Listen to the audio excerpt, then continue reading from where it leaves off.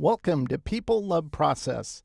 There's a lot of different ways to handle detailing on vector-based artwork and design, and I've covered this topic in many movies on this channel, but have never shown you an older, kind of time-tested method using dithered images. Now, you might not be familiar with what a dithered image is, but by the time you're done watching this, you'll see why they're great to do certain kinds of detailing methodology. So in this movie, I want to demonstrate how to create and use bitmap dithered images within your vector artwork. This is going to be a fun one, so let's get started. So first, I want to show you how I created a set of the dithered images, and I'm using a circular shape for all the dithered images I'm using in the artwork I'm going to kind of walk you through. And these are all the sizes. I have an extra large, I have a large, I have a medium, I have a small, and I have an extra small.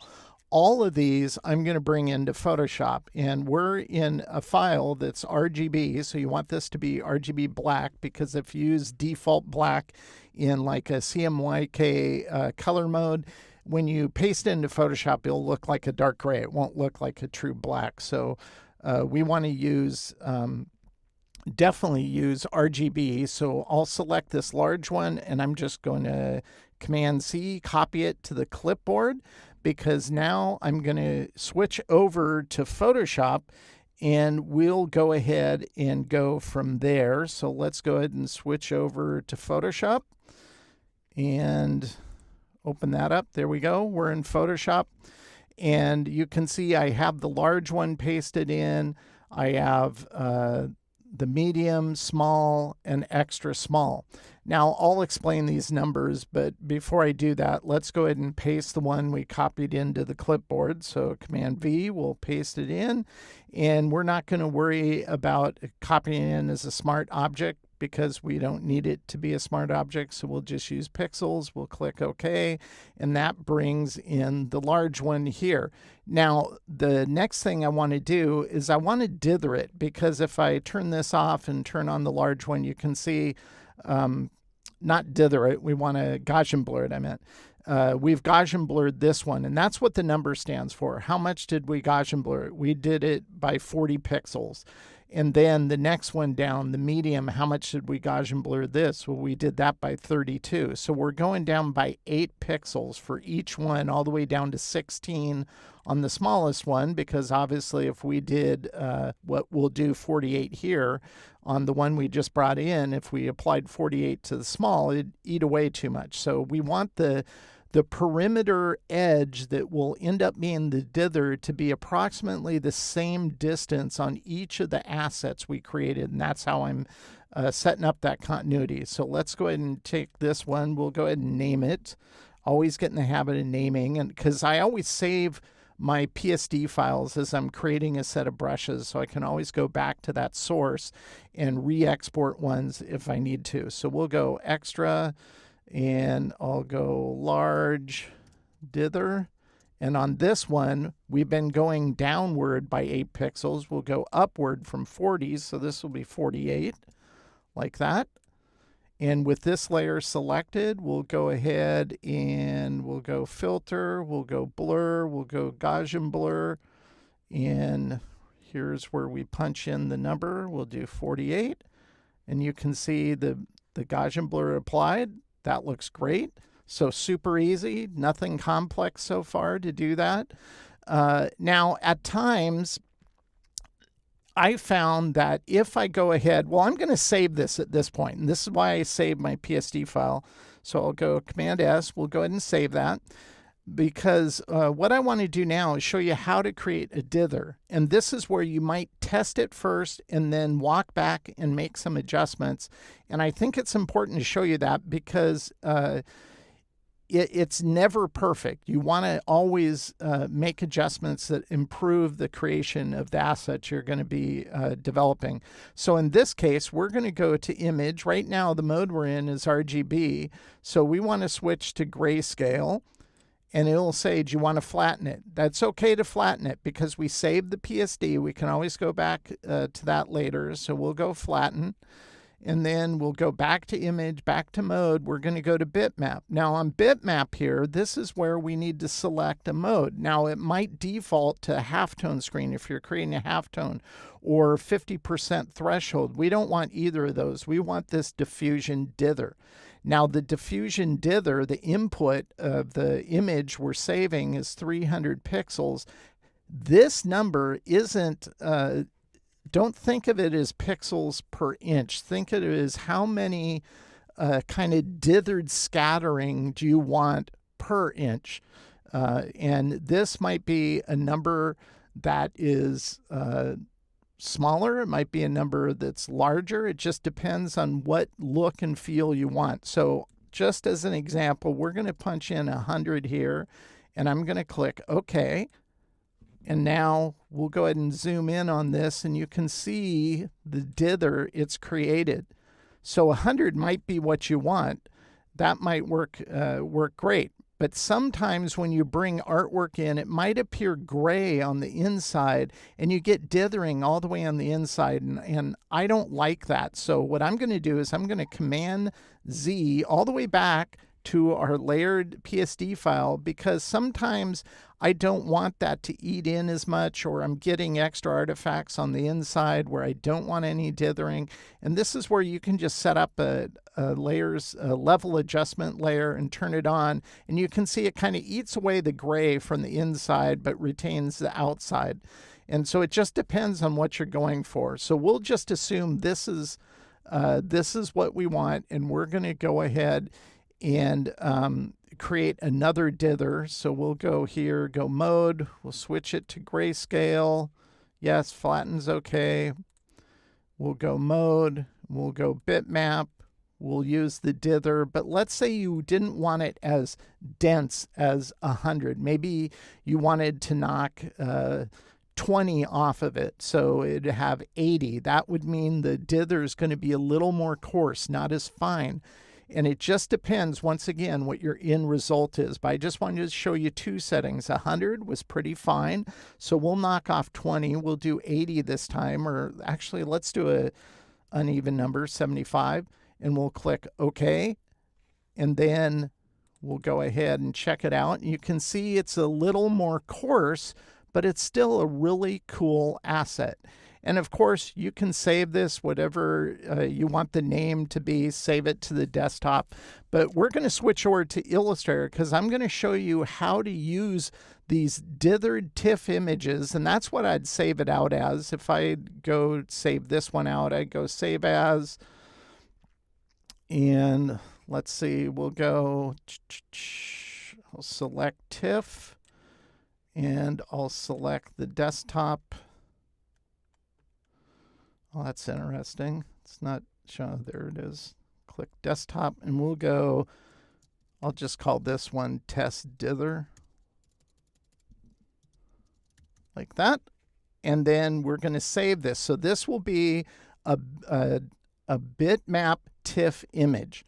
And we'll go ahead and just save it to the desktop. If you're on a Mac, I'm on a Mac, so I'm going to use that. If you're on a PC, you might select the other settings here and click OK. So that resource is now saved. Let's go ahead and switch back to Illustrator, because I want to walk you through one thing, and that is it started off with vector art.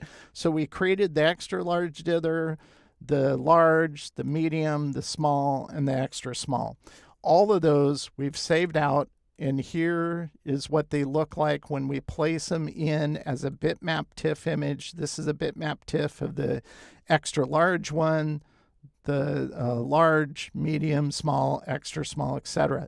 Now, the beauty about this is the white area of the dither is by default transparent. So I can select this and I can color it, and all the black pixels are the only thing that's color. That's how we're going to handle this.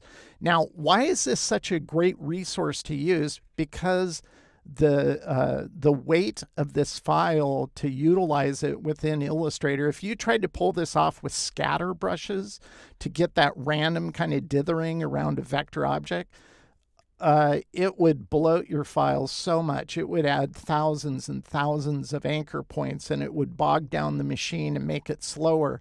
So I want to show you why I utilize this, and this is absolutely nuts. Let's turn on this layer here. So here's the extra large one here. And if I selected this on my desktop and went Command-I to get the information, this is how large this asset is. It's only 66 kilobytes. That's nuts. There's 1,000 kilobytes in 1 megabyte. So this is not even 1/10 of 1 megabyte in size. But if we zoom in on this, look at how nice it looks. And right now we're at nearly 700%.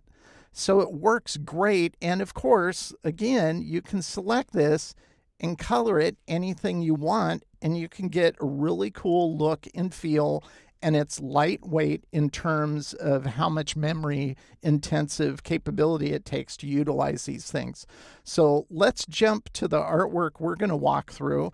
And I kind of came upon this old sketch. I had done this back, literally, this was back in the days when I was using Macromedia freehand. So it shows you how long I've been utilizing this methodology, because, by the way, it works great for doing t-shirts. If you want to put a glow around something, Dither glow would look awesome, especially on a dark or black t-shirt. This old sketch for an old magazine illustration I did. I can't really even remember what the content was, but I ended up deciding I'm going to do a prisoner kind of behind the bars 24/7. And this is my sketch. So like with all my sketches, I set the transparency to about 15 or 20. Then I lock the layer, and I'm not going to go through all the vector building methods because this is pretty simple.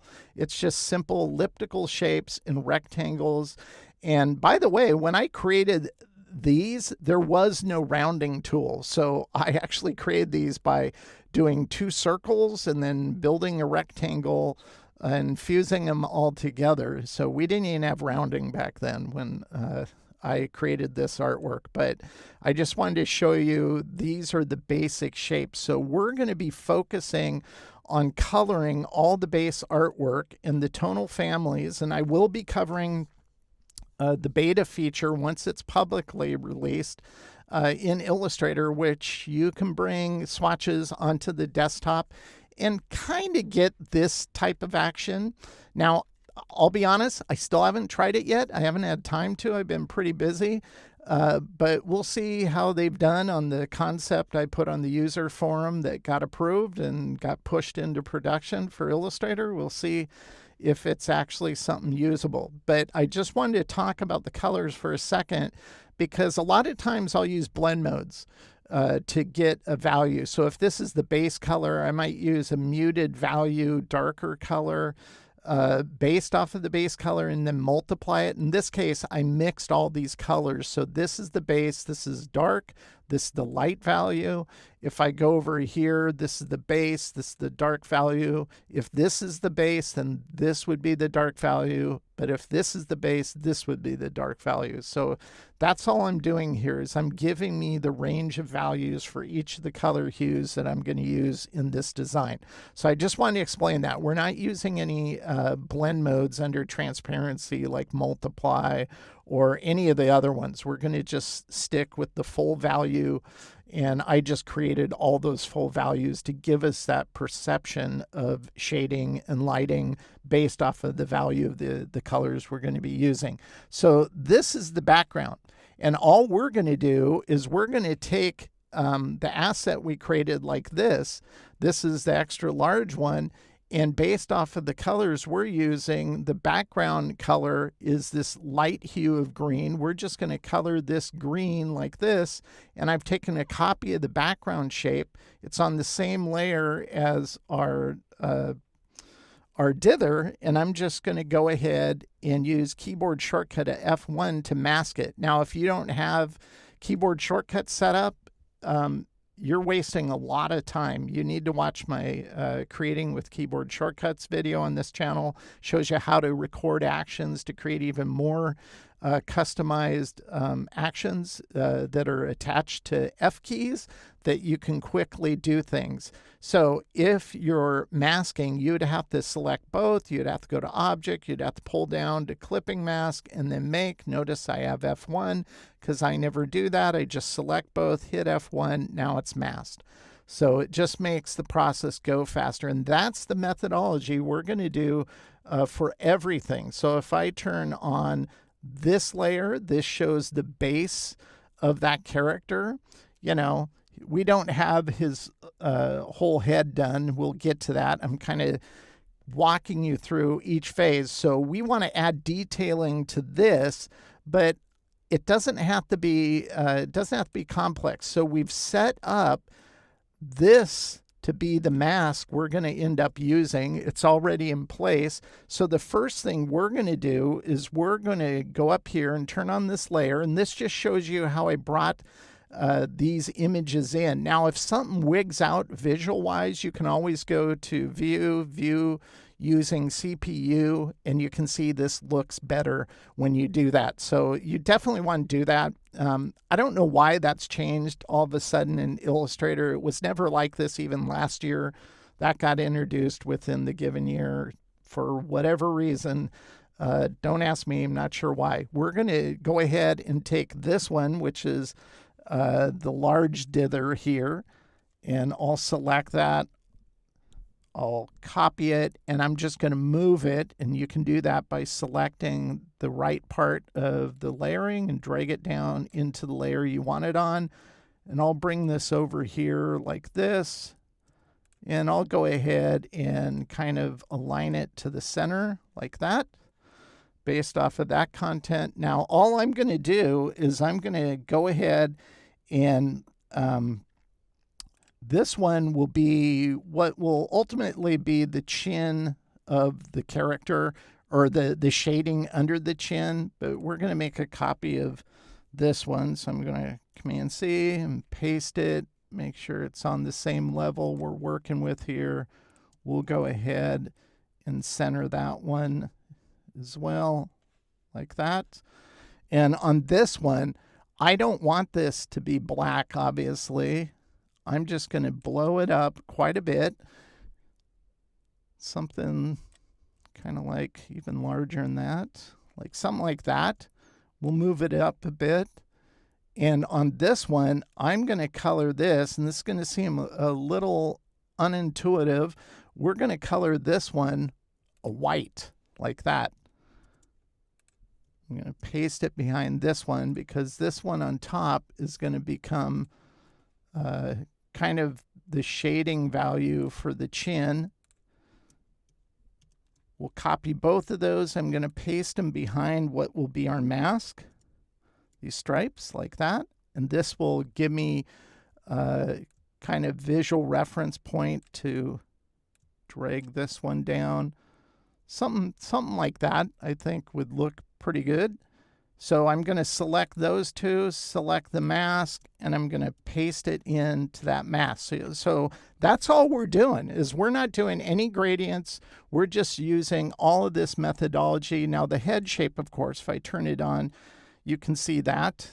I actually might go into this and select the part I had for his chin and kind of bring it down a little bit there. I think that looks better.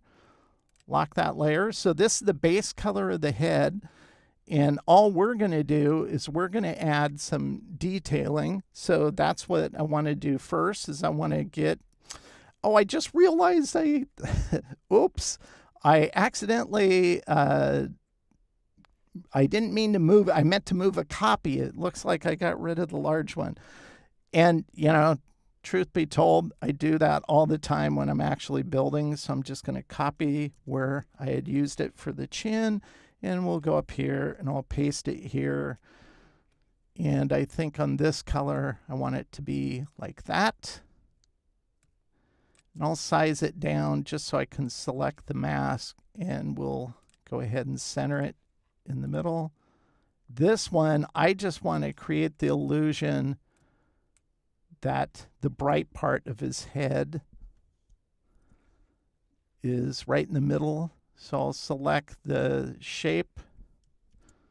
Let's go and paste that behind that.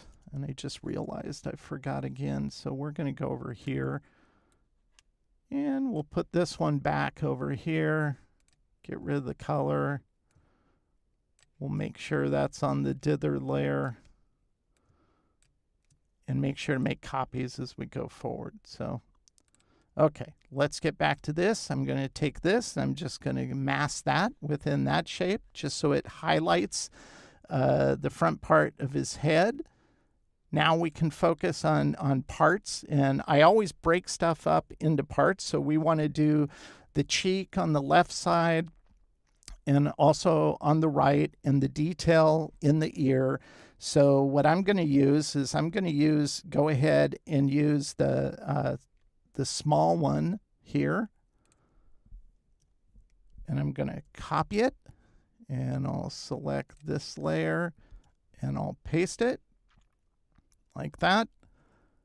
And we'll go ahead and blow this up, because all I'm going to do is I'm going to kind of align the detail with this curve. This is why I'm using circular shapes.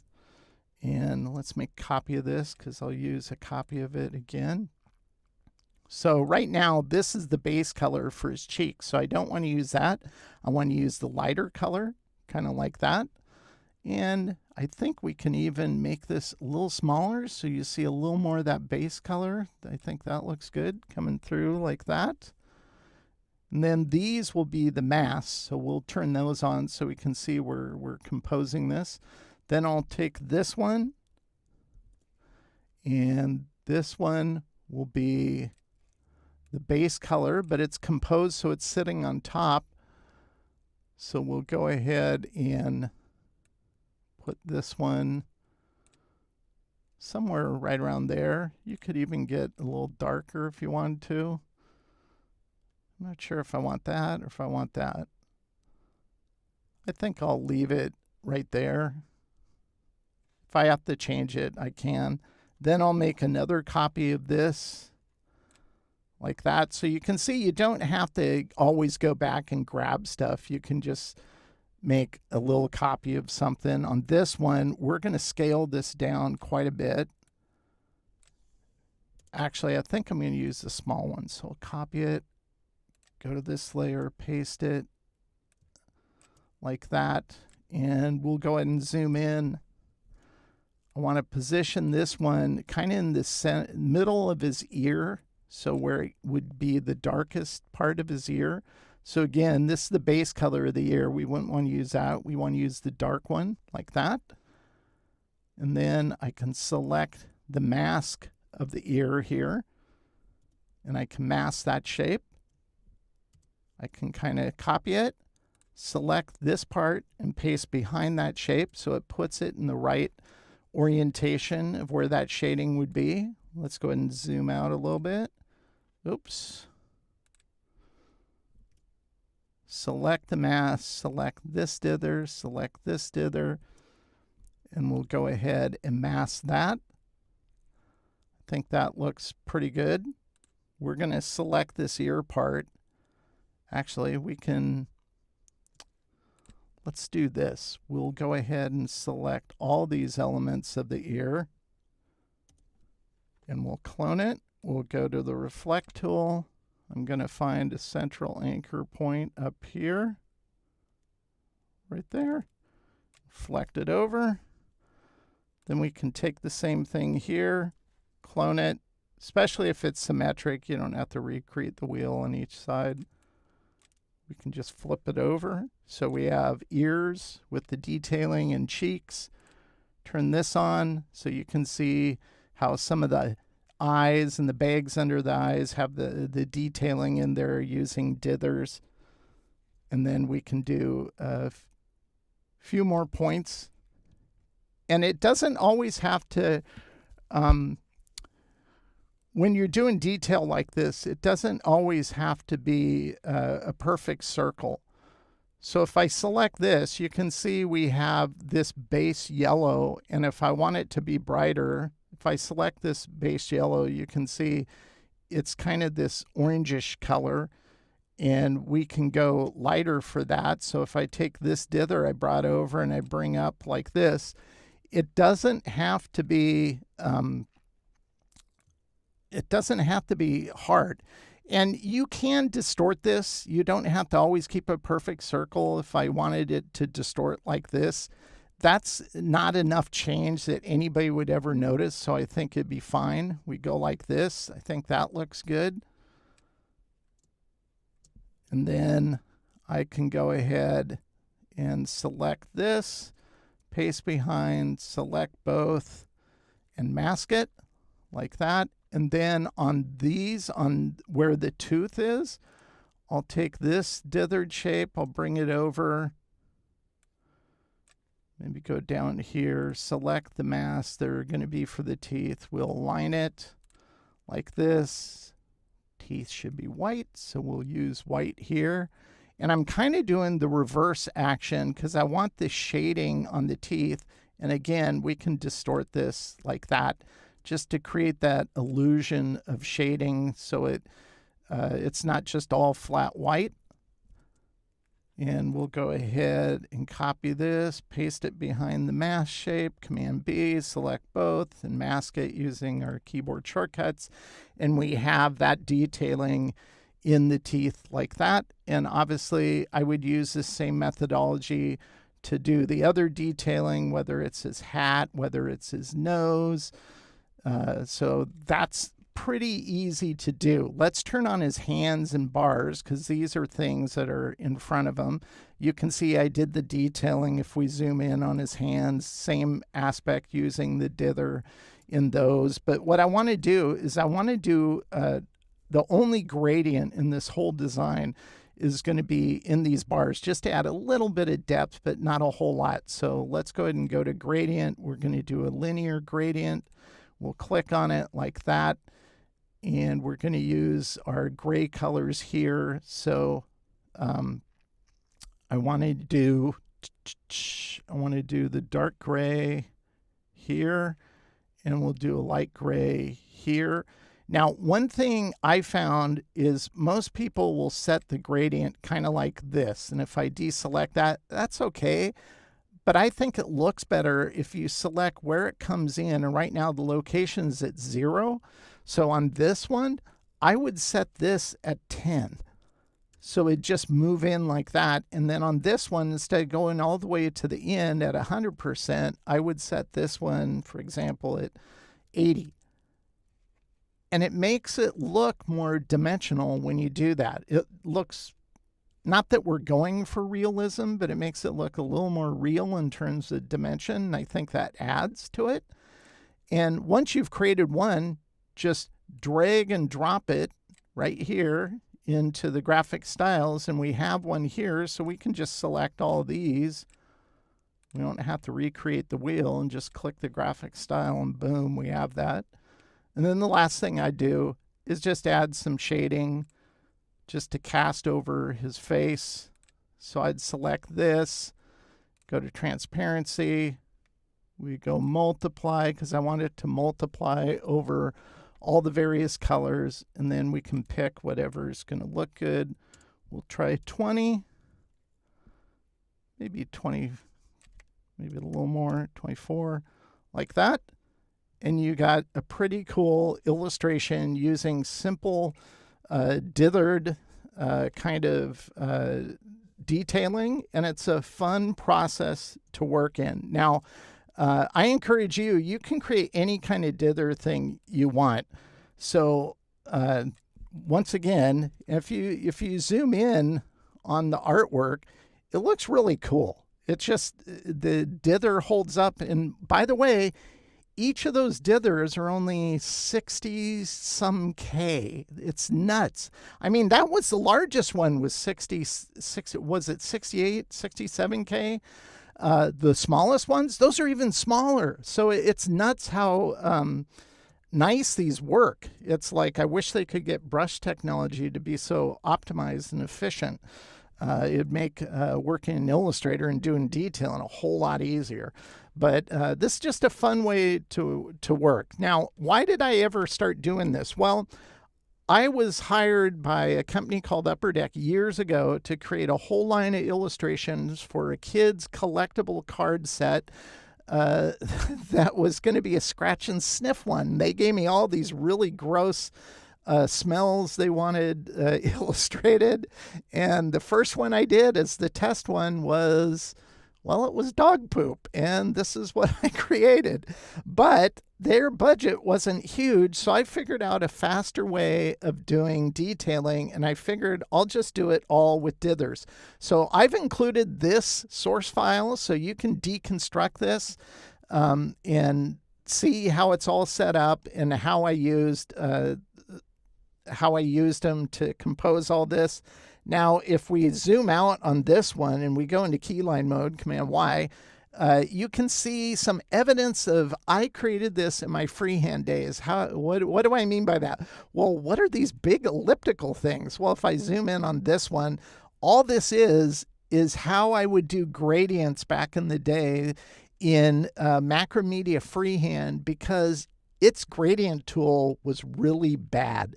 And the only way to get good gradients is to do object blending. So you could even check that out, because you can still do unique blends using that methodology in Illustrator now. I don't use it a whole lot anymore, but every now and then I need something that you really can't get with the built-in gradient features.